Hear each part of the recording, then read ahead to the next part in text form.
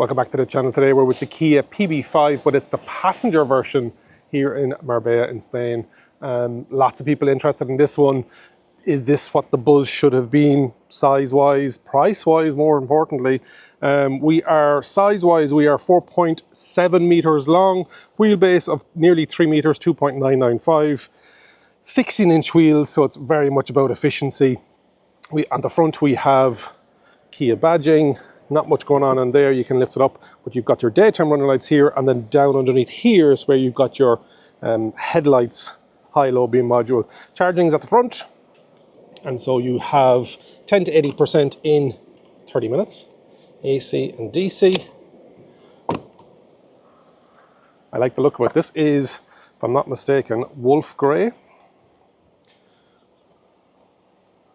It is a front-wheel drive, 71.2 kilowatt-hour long-range battery, 120 kilowatts with 250 newton meters of torque, top speed 135 kilometers an hour, 0 to 110.7 seconds. WLTP on this is 412 kilometers. A real people. Now this is only a 2-row. I think it definitely could be a 3-row, in my opinion. Towing a Canto 1500 kg braked. You can see the cooling vent at the bottom open there. Nice and warm at the moment. Gloss black B-pillar, nice big chunky door handles, and again, like the cargo version, that really nice low window line. Inside you have a step up in fabrics to the cargo. Window adjusters, central locking, and your front driver and passenger, with the driver being one touch down. There's your door handle. Big chunky pull, storage down here, storage down here. You've got your electronically adjusted with lumbar support driver seat and a nice armrest. Headlight adjuster, handbrake, ESP off. The boot, somebody's going to ask me in the comments, what is it inside the like? And there you go. There you go.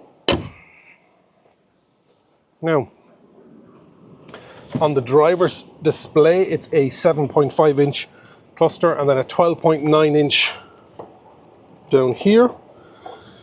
So everything on, you've got your speed sign recognition, you can change the center one, and then on the last bit, you can have your range with your minimum, maximum. Nice little storage space up here then as well. The rear doors in this version are powered. You can turn that off if you want. Automatic hold, parking sensors, parking cameras, and then open the tail lift. Two 100-watt USB-Cs with Qi wireless charging pad underneath and a 12-volt there. And a little drawer cubby down here as well. Glove box is decent size. You've got your QR code for the ability to see where all the materials are coming from. Center console has somewhere for your everyday carries, water pocket holder, large central cubby there, and the armrest is going to cover that. The armrest isn't adjustable, which is that I could see anyway. Headroom for me, I'm 6'2", 188 centimeters, 4 or 5 centimeters. And then the steering wheel has lovely buttons, driver and cruise control on the left. Right hand side is your voice, audio, shortcut. Drive mode is down at the bottom here. Power, reverse neutral, and then reverse. You can see you can have a 360-degree view as well. You can spin it around. Park, wipers on the right. You got your Regen paddles, GSR2 sensor. Let's have a seat in the back. As I said, it's one touch and it opens itself up. Like acres of space. Look at this. I'm, as you know, 6'2", 188 centimeters. What they've done is they've done a nice little footrest up here if you need it. Magazine or device holders, USB-Cs in the chairs. You've got a power socket down here and vents. As well as that, you can press that button to close it. Nice big chunky door handle here. And they've gotten around what Buzz failed on with windows and lights in the back. They have a manual slider. Nicely implemented. That's the lock, unlock, and that's the handle then if you want to, it'll do it. Yeah, and again, headroom in the back here. 10 or 12 centimeters. There's an interesting design on the door pockets. 2 isofix in the rear passenger sides. No central armrest because I think it's big enough to take 3 adults. Looks like you can change the recline on that, and then if you want to, you could fold it flat. I'll show you why not in a second now, because it is attached. Power tail lift in as well, high level brake lamp, window wiper, nice vertical. Somebody's having a cut of their garden over there. An absolute acreage of space in here. Let me pull this back first. Are you seeing this? So cubbies down the side, space underneath there, space underneath here, space underneath here, tie-off points. No doubt vehicle to load and vehicle to grid, and you can see where they've got these little hooks for these little retractors. So let's drop these down and then drop down the seats so you can see what it looks like flat. You can have tie-off or points there for holders, etc.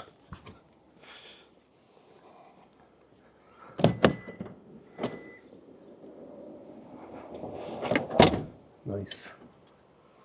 And so there is definitely a step, all right. But they've done a nice job of actually nothing being able to roll in underneath. They've got this angled piece at the bottom. Acres.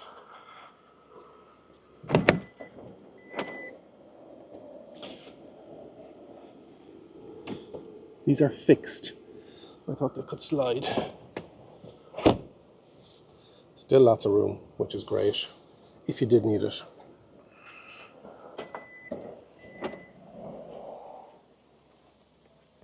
That is the outside and inside of the Kia PV5 passenger version. Let's take it out for a drive. Get charged up for the 2025 Nevo Electric Vehicle Show in partnership with Bank of Ireland and powered by SSE Electricity. Explore over 120 of the latest EVs, get behind the wheel with test drives, experience live vehicle demonstrations, join education sessions with industry experts, and see exclusive new launches including the new Nissan Leaf and new Micra. We're also hosting a free dedicated business day for enterprises, fleets and public sector. Taking place on November the 7th and 8th in the RDS Simmons Court. Get your free ticket on nevo.ie today. What's it like driving the Kia PV5? I'm mixing those up because it's PBV is the platform and PV5. There's going to be a 7, there's going to be a 9, there's going to be a 3. It sits between that C and D segment. 1,300 litres of boot space. It's really good. Even running over those speed bumps there, it's hard to knock it. Just the quietness, the refinement of it, and it's, as much as it's a car-derived van, I think it's a van-derived car. That makes sense. It's a van. They've taken the best of all the Kia stuff and made it into a van, and then this is just a passenger. I'm delirious. It's that good. But you've got your Regens, you've got your Smooth.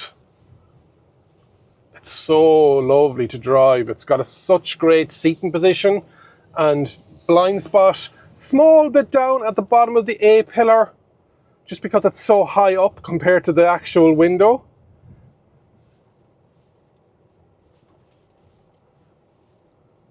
But lovely. Visibility out the rear is actually not bad. I wonder when the 3-row will go in, will that become a camera? I'd say so.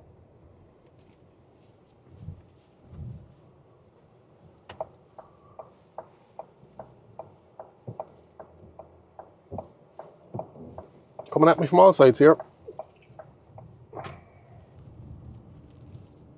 Visibility is good. Braking, as always in Kias with all the regen levels and the one-pedal drive, I-pedal.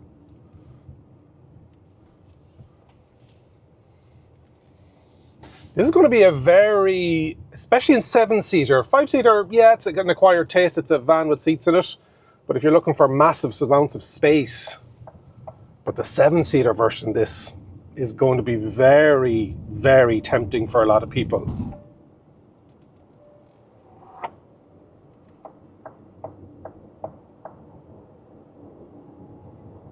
Lovely. On a motorway with that specific compound for the suspension bushings, lovely. I was always a fan of vans, number one, and number two, this is the best of both worlds because your seating position is lovely. That insulated glass, all your driver assists, all your creature comforts, your different drive modes. So I have normal, eco and snow. There isn't a sport version because nobody needs a sport version in a people carrier.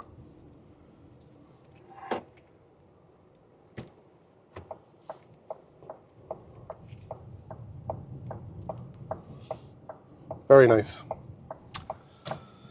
Very nice. Let's see if I can get some efficiencies for you on my center display. Over the last 75 kilometers, 20 kilowatt hour per 100 kilometer. Decent. Now that's journalists driving it hard as well too. You'll do better than that. But again, bringing it back home to Ireland because it is 24 degrees at the moment here in Marbella. Hopefully you've enjoyed that first drive of the Kia PV5. Hopefully you've enjoyed that first drive of the Kia PV5. If you haven't already subscribed to the channel, please do so. Hit the like button, leave a comment, and remember, if you think an EV is for you, leave it to me and I'll review. Thank you very much for watching.